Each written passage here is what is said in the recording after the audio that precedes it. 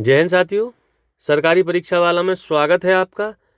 मानव अधिकारों के इस दूसरे वीडियो में हम भारत में मानव अधिकारों की स्थिति क्या है, क्या कानून है, क्या संवैधानिक ढांचा है, उसके बारे में पढ़ेंगे, समझेंगे। साथियों, टॉपिक है भारत में मानव अधिकार। साथियों, कल मैंने वीडियो में आपको बताया था कि संयुक्त राष्ट्र संघ ने universal declaration on human right को 10 दिसंबर 1948 को अपना लिया था। साथियों, जब ये प्रक्रिया चल रही थी, संयुक्त राष्ट्र संघ में मानवाधिकारों के विषय पर चर्चा या विमर्श चल रहा था। ये वही समय है जब हमारा संविधान भी बनाया जा रहा था। यूडीएचआर हमने 10 दिसंबर 1948 को वैश्विक स्तर पर अपनाए गए थे और हमारा संविधान लगभग उसके 1 साल बाद औपचारिक तौर पर अपना लिया गया था, अंगीकृत कर लिया गया था 26 नवंबर 1949 को।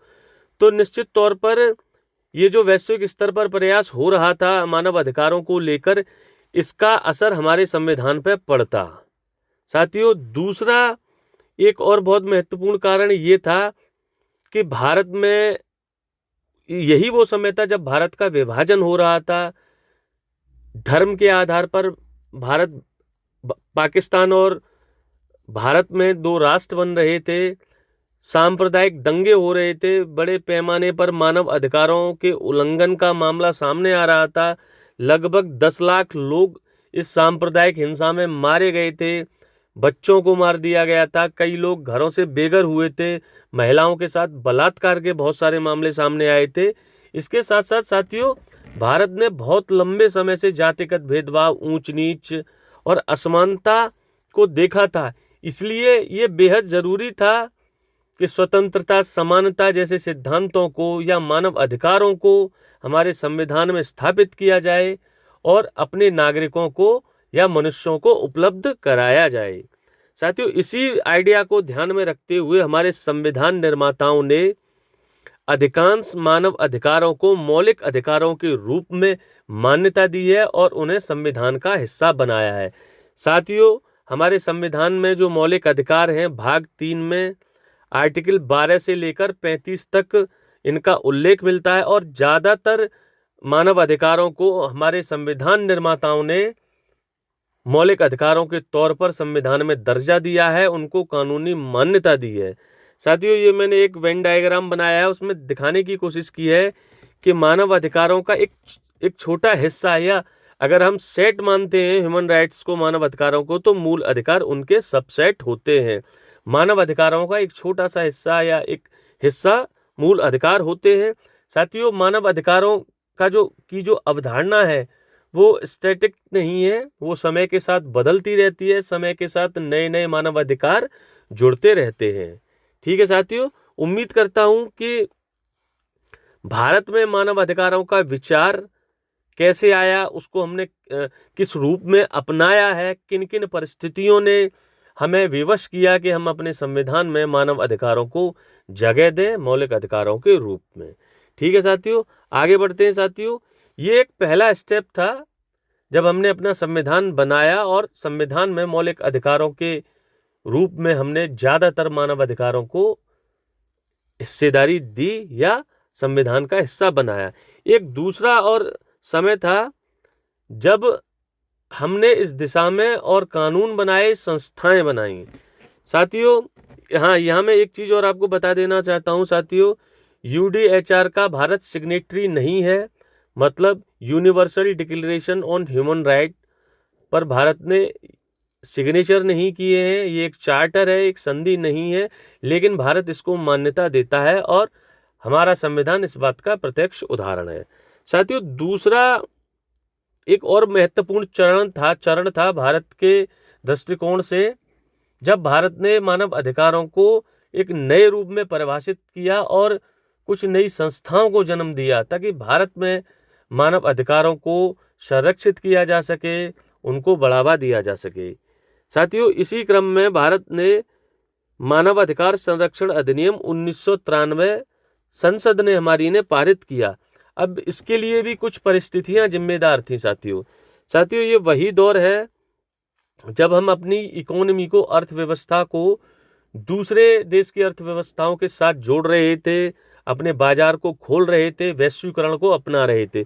कुल मिलाकर लिबरलाइजेशन, प्राइवेटाइजेशन और ग्लोबलाइजेशन की जब नीतियों को हमने अपनाया तो बहुत सी मल्टीनेशनल कंपनीज ये विचार बनाने लग गई कि भारत के एक बड़े मार्केट पर हम अपना इन्वेस्टमेंट करें और वहाँ से आर्थिक लाभ उठाएं।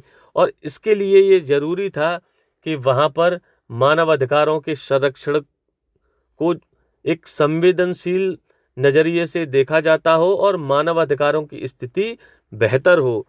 इसी बाध्यता के नजरिए से या लिबरलाइजेशन, प्राइवेटाइजेशन और ग्लोबलाइजेशन की नीतियों के एक हिस्से के रूप में हमने मानवाधिकार संरक्षण अधिनियम पारित किया और विश्व की कंपनियों को ये एहसास करवाया, विश्वास दिलाया कि आप भारत में निवेश करिए, यहाँ पर आपके और सभी मनुष्यों के मानवाधिकार संरक्षित हैं। ठीक है साथियों, यानी कि ये दूसरा चरण था और ये चरण लिबरलाइजेशन, प्राइवेटाइजेशन और ग्लोबलाइजेशन की नीतियों से संबंधित है। साथियों, 28 सितंबर 1993 को अध्यादेश के रूप में ये मानवाधिकार संरक्षण अधिनियम जारी किया गया था और जिसे 8 जनवरी 1994 को पूरे देश में लागू कर दिया। ध्यान रखिएगा, मानवाधिकार संरक्षण अधिनियम साथियों पहले एक अध्यादेश के रूप में लाया गया था और जिसे 8 जनवरी 1994 को अधिनियम बनाकर संसद द्वारा पारित कर एक अधिनियम बना दिया और पूरे देश पर यह लागू हो गया। उम्मीद करता हूं साथियों, भारत में मानवाधिकारों के जो दो महत्वपूर्ण चरण हैं, पहला चरण जब हमारा संविधान बन रहा था और दूसरा चरण जब हम लिबरलाइजेशन और प्राइवेटाइजेशन और ग्लोबलाइजेशन की नीतियों को अपना रहे थे, अपने बाजार को विश्व के लिए, मल्टीनेशनल कंपनीज के लिए खोल रहे थे। साथियों आगे बढ़ते हैं।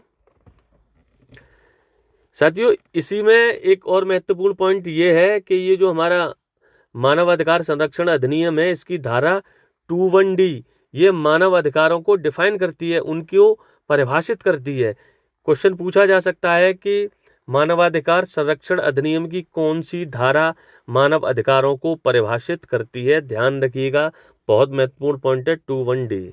ठीक है साथियों, इस अधिनियम ने, मानवाधिकार संरक्षण अधिनियम ने मानवाधिकारों के संरक्षण के लिए या इस दिशा में जागरूकता के लिए एक प्रॉपर चैनल स्थापित किया और इसी क्रम में हमने राष्ट्रीय स्तर पर एक संस्था बनाई जिसे हम राष्ट्रीय मानवाधिकार आयोग के नाम से जानते हैं। साथियों, ये स्वतंत्र और एक वैधानिक निकाय है। वैधानिक निकाय इसलिए है क्योंकि ये मानवाधिकार संरक्षण अधिनियम के तहत बनाई गई है। इस संस्था की स्थापना 12 अक्टूबर 1993 को हो गई थी। ये संस्था एक बहुसदस्यीय निकाय है। ठीक है साथियों, इसमें 5 पूर्णकालिक सदस्य होते हैं और 7 पदेन सदस्य होते हैं। ध्यान रखिएगा साथियों, ये बहुसदस्यीय निकाय है जिसमें 5 पूर्णकालिक सदस्य हैं और 7 पदेन सदस्य हैं। 5 1+4 जिसमें एक अध्यक्ष होता है और 4 अन्य सदस्य होते हैं।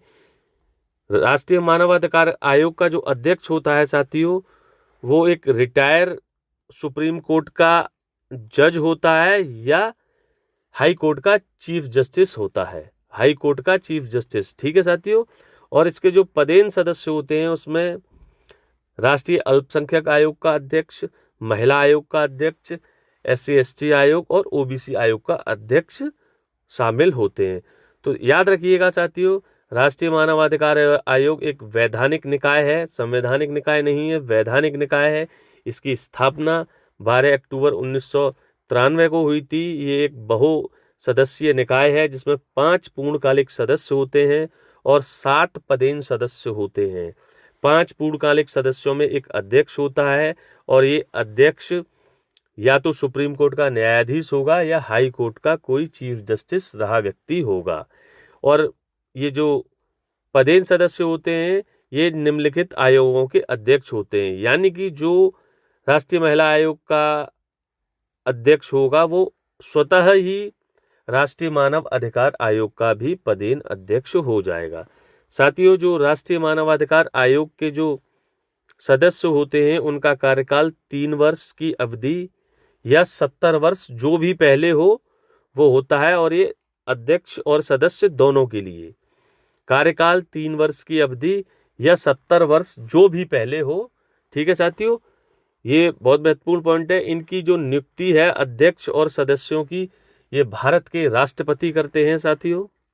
आगे बढ़ते हैं साथियों, ध्यान रखिएगा कि इनकी नियुक्ति भारत के राष्ट्रपति करते हैं और राष्ट्रपति एक समिति होती है, उसकी सिफारिशों के आधार पर राष्ट्रीय मानव अधिकार आयोग के सदस्यों की नियुक्ति करते हैं। इस समिति में साथियों 6 सदस्य होते हैं।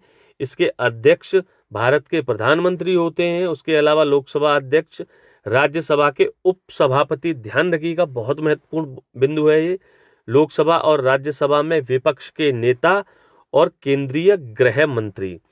साथियों क्वेश्चन आपसे ऐसे पूछा जा सकता है कि राष्ट्रीय मानव अधिकार आयोग के अध्यक्ष की नियुक्ति की सिफारिश करने वाली समिति के अध्यक्ष कौन होते हैं? ध्यान रखिएगा भारत के प्रधानमंत्री होते हैं। या ऐसे भी पूछ सकता है कि राष्ट्रीय मानव अधिकार आयोग के पूर्णकालिक सदस्यों की नियुक्ति करने वाली समिति में निम्नलिखित में से कौन सदस्य होता है और कौन सदस्य नहीं होता है, ऐसे भी पूछा जा सकता है। ध्यान रखिएगा राज्यसभा के उपसभापति इसके सदस्य होते हैं, सभापति इसके सदस्य नहीं होते हैं। मतलब हमारे जो उपराष्ट्रपति हैं वो इस समिति के सदस्य नहीं होते हैं, जबकि लोकसभा के अध्यक्ष इसके सदस्य होते हैं।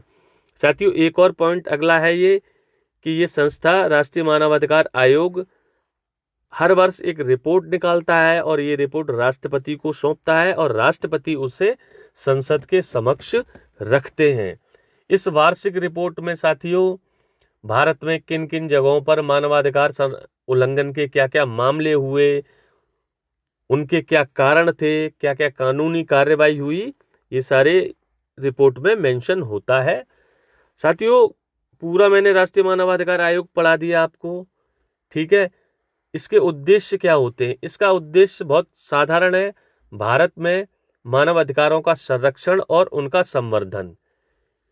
ये इसके लिए टेक्निकल सपोर्ट भी करता है, टेक्निकल एडवाइस भी देता है, संसद को इस डायरेक्शन में नीतियां बनाने के लिए ये सलाह भी दे सकता है और सलाह भी देता है और लगातार मानवाधिकारों पर रिसर्च करता रहता है ताकि इस दिशा में और आगे बढ़ा जा सके और अपने नागरिकों के मानव अधिकारों को सुरक्षित और संरक्षित रखा जा सके।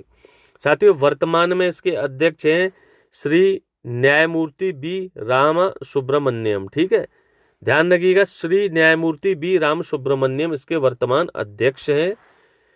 ठीक है साथियों, मानवाधिकार संरक्षण अधिनियम ने एक पूरा स्ट्रक्चर तैयार किया जिसमें राष्ट्रीय स्तर पर तो राष्ट्रीय मानवाधिकार आयोग की स्थापना की बात कही गई और राज्य स्तर पर अलग अलग राज्यों में राज्य मानवाधिकार आयोगों की स्थापना की बात की गई ताकि राज्यों में भी मानवाधिकारों के संरक्षण के विषय पर लोगों को जागरूक किया जा सके, मानवाधिकारों का संरक्षण किया जा सके, संवर्धन किया जा सके।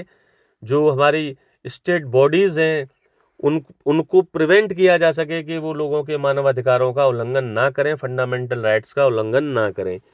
साथियों इसी क्रम में हमारे उत्तर प्रदेश में 4 अप्रैल 1996 को राज्य मानवाधिकार आयोग उत्तर प्रदेश की स्थापना की गई, लेकिन इसका औपचारिक जो गठन है वो 7 अक्टूबर 2002 को किया गया। दोनों बिंदु महत्वपूर्ण है, ध्यान रखिएगा।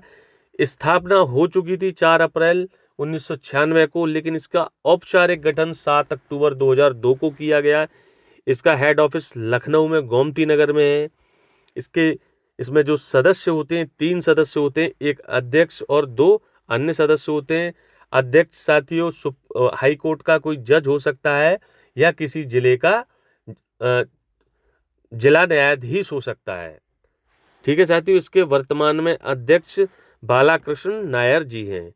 उम्मीद करता हूँ साथियों मानवाधिकार से संबंधित ये एक छोटा वीडियो आपको पसंद आया होगा। ज़्यादा से ज़्यादा लोगों तक इसे शेयर करिए और आपको कुछ और हमें सुझाव देना है तो आप कमेंट कर सकते हैं। जय हिंद साथियों।